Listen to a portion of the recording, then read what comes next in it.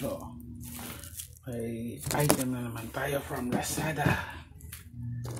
So, nakalagay ito, no video, no return. Please be sure to record full video while unpacking to protect your rights. So, ibig sabihin, kailangan may video para siguradong pwedeng palitan. Kaya, binibideo natin. Kasi nga naman, pwedeng i-claim na ito lamang pero hindi naman pala.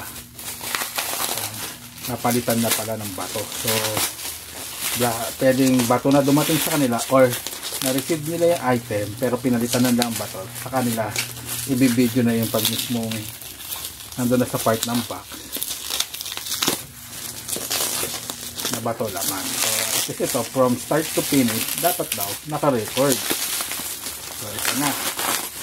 Although ano lang naman to,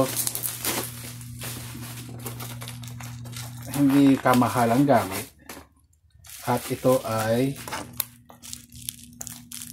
mga used item malamang, reuse or refurbished na item to.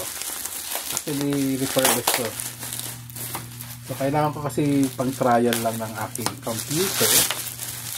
Ayan, nahulog ang aking bukas.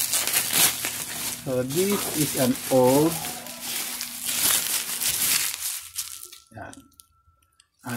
video card. Sa sobrang old niya, UP pa, oh. May UP na konti. So PCI Express slot pa yata ito, pero yung dulo yata may bangas ba to? Hanggang doon talaga.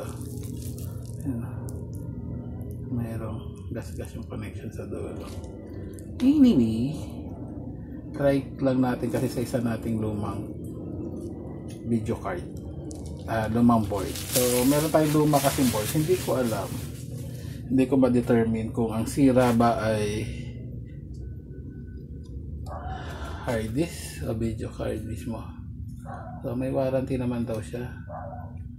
Ito ay G210 512M 32-bit DDR3.